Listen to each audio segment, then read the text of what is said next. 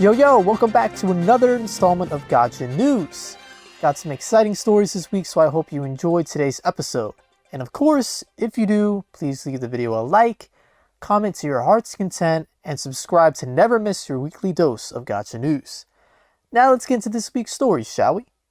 By the time you're watching this, My Hero Academia, The Strongest Hero, will have officially released for global.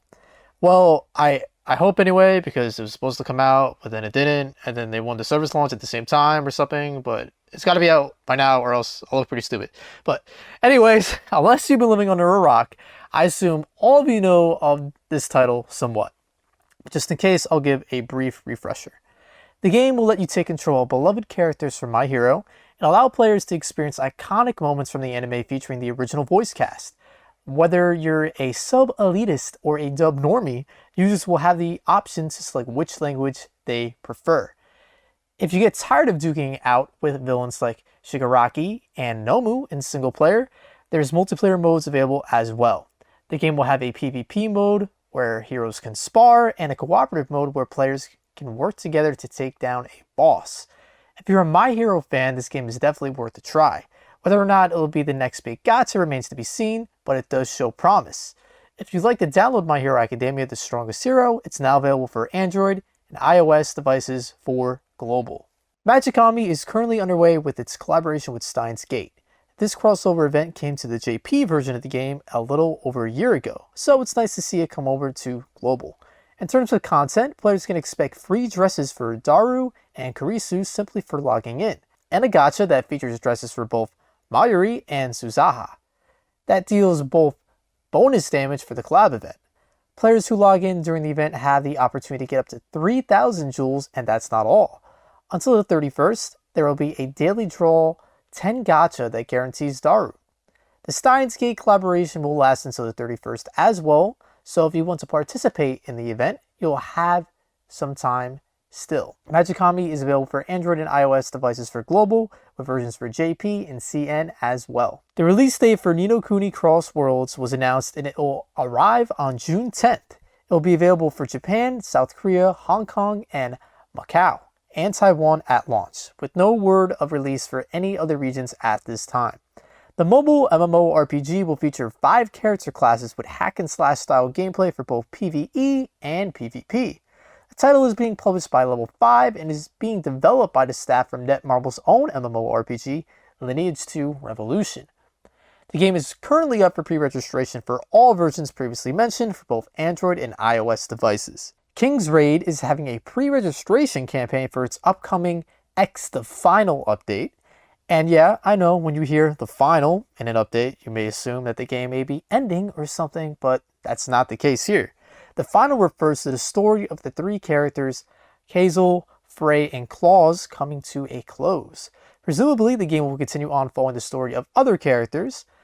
To celebrate the upcoming update, evening costumes for the 3 characters will be added along with the opportunity to acquire an entirely new character.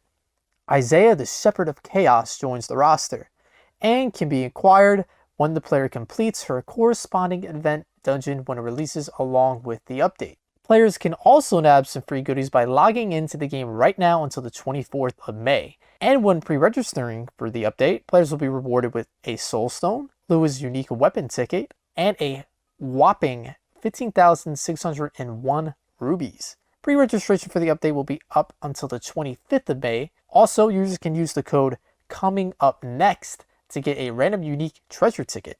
Thanks Gacha Gaming Reddit. If you'd like to participate in the X the Final update for King's Raid when it drops later this month, the game is available for Android and iOS devices worldwide.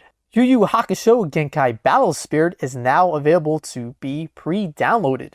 The title will be following the events from the original anime and have players tackle its many villains. In the game, users will be able to level up and train their characters to make them stronger in battle. Leveling up will also play a huge factor when completing in-player versus player team battles. On top of that, users can participate in dark tournament competitions where they'll land in either the A or S League. Those interested in picking up Yu Yu Hakusho Genkai Battle Spirit can do so on Android and iOS devices for JP. This game's a JP exclusive, unfortunately. There's no word on any other versions releasing at this time. And for my last story of the week, Girls Frontline 2 Exile was just confirmed for global. In a recent video, the developers of the game stated that they would begin preparations for the global version of the game as soon as the Chinese version releases. Developers also addressed the issue concerning censorship of outfits due to China's laws. They noted that although they will need to hold back on the outfits, they will be separating the character models from the clothing models so that fans can mod the game and create their own outfits in a patch release down the line. Beyond that, there wasn't too much revealed. We still don't know the exact release date of the global version, but at the very least, we do know that it is coming.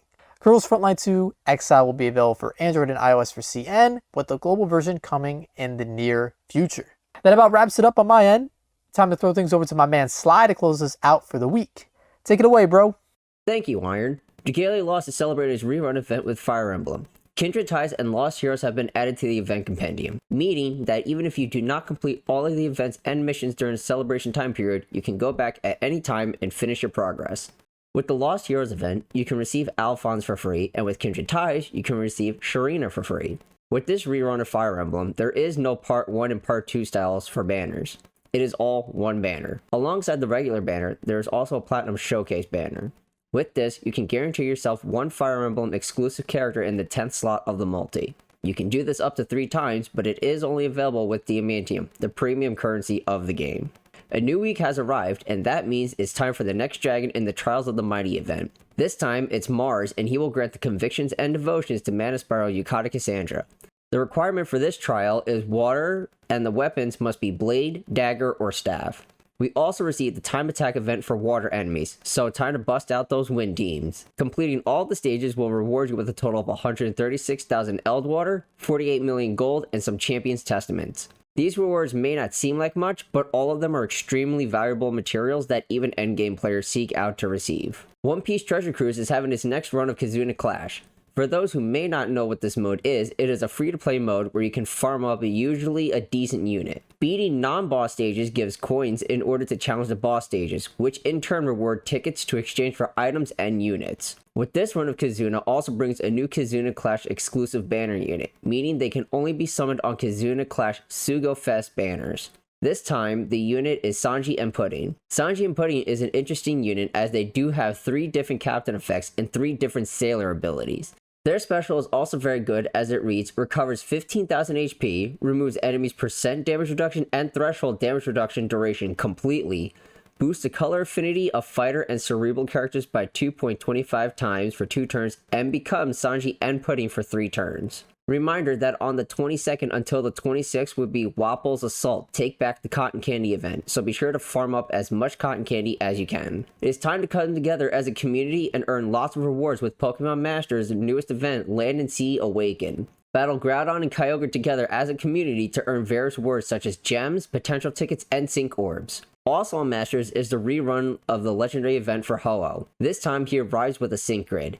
In his grid, you can have the ability to ramp up his damage based on higher speed with abilities like Ramming Speed, which powers up all moves based on how much the user's speed is increased, Inertia, which is the same as Ramming Speed, but it only affects sync moves, and throwing in Fast Track 3, which is a 40% chance to raise the user's speed after they use a move. Quick reminder that tomorrow, technically today when the video goes live, the Cobalion Legendary Arena returns. The 3 unique missions for this arena are Hoenn, Fire, and Gym Leader. Good luck to those attempting it. It is closing in on that time of the year again. Grand Cross is getting ready to celebrate its 2nd anniversary for the Japan/Korean versions of the game. Granted, this week is a quiet week in terms of banners. We do have some patch notes that point towards the start of the anniversary, with the biggest point being that we can vote for units out of a pool of 73 characters, with the top 15 being available to summon on an upcoming banner. Last time we got this was last year during the 1st anniversary, where Red Dariari swept the votes and ended up being at the top of the voting list. This year, it will more than likely be Sario who sweeps the votes. However, it won't be easy for him, as potential units such as Chandler, Tarmiel, and Ludociel will put up a fight. We do not have an official confirmation on the pool of units at the time of recording.